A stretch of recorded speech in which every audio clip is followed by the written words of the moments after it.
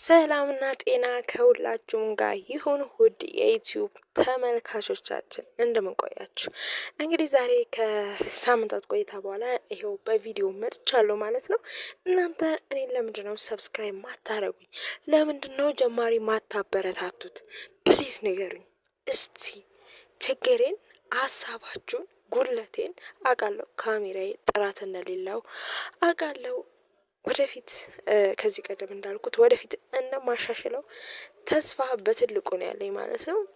እንግዲህ እስከዛው ድረስ ለኔ ትንሽም ቢሆን ለእናንተ ምንም አይጎዳ፣ ለኔ ግን የሚጠቅም ትልቅ ጥቅም እንዳለው ልንገራችሁ በዛው። እናንተ ግን አትከፍሉበትም። ላይክ ሰብስክራይብ ብቻ ተጫኗት፣ አለቀ። እንግዲህ በዛሬው ዕለት ልናነሳ የወደነው ነገር ቢኖር ማለት ነው በስንቱ ድራማ እጅግ ተወዳጅነትን ያተረፈ የዛሬ 3 አመት እና 4 አመት ካልተሳሳትኩ 4 አመት ይሆናል ኢቢኤስ ላይ መተላለፍ የጀመረው።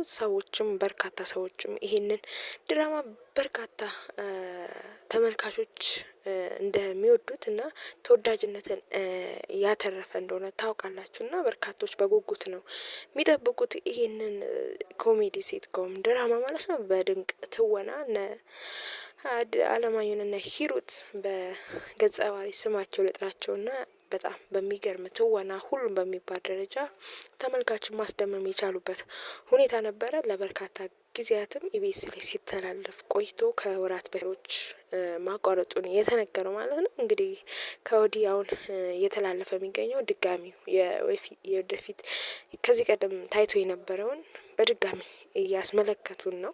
በርካቶችም በዚህ ቅሬታ እየተሰማ ለምንድነው በድጋሚ ኢቢኤስ በድጋሚ ታየውን የሚያስመለክተን እያሉ ቁጣቸውን አንዳንድ መደናገሮች እንዲሁም ጥያቄ የፈጠረባቸው ይገኛል ማለት ነው።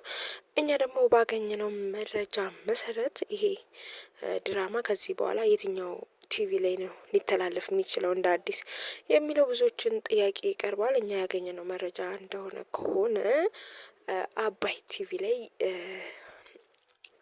ሊተላለፍ እንደሆነ ትንሽ ፍንጭ አግኝተናል። በወፍ በረር ማለት ነው። እርግጠኛ አይደለንም፣ ግን አንዳንድ መረጃዎች ወደዛ ይጠቁማሉ ማለት ነው። እንግዲህ የአባይ ቲቪ እና ኢቢኤስ ያላቸውን ፉክክር እንደምታውቁት ነው።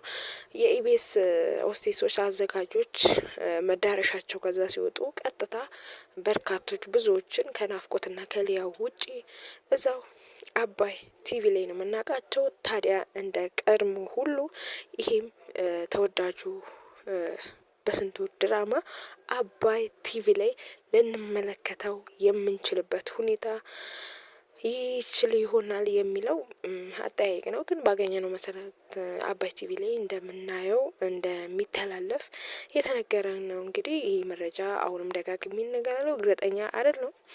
ብቻ ብዙዎች የዚህ ጥያቄ ደጋግማችሁ እየጠየቃችሁ ስለሆነ ነው።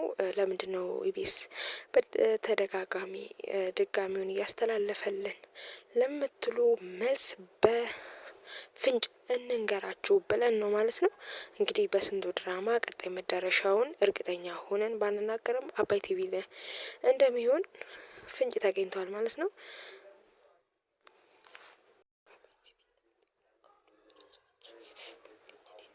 ጋር ስምምነት ስላልተፈጠረና ስምምነቱ እንደተቋረጠ ስለሆነ እንግዲህ ኢቢኤስ ባለ ንብረት ሲያስተላልፍ የነበረውን ባለ መብት ያስመለከተን ነው።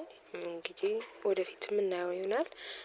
መረጃውን አጣርተን ደግሞ ወደ እናንተ ልናደርስ እንፈልጋለን እና የዛሬው አጠር ያለ መረጃ ይህን ይመስል ነበር። በሚቀጥለው ቪዲዮ እስክንገናኝ ድረስ አሁንም በድጋሚ ሰብስክራይብ አድርጉት። እንወዳችኋለን።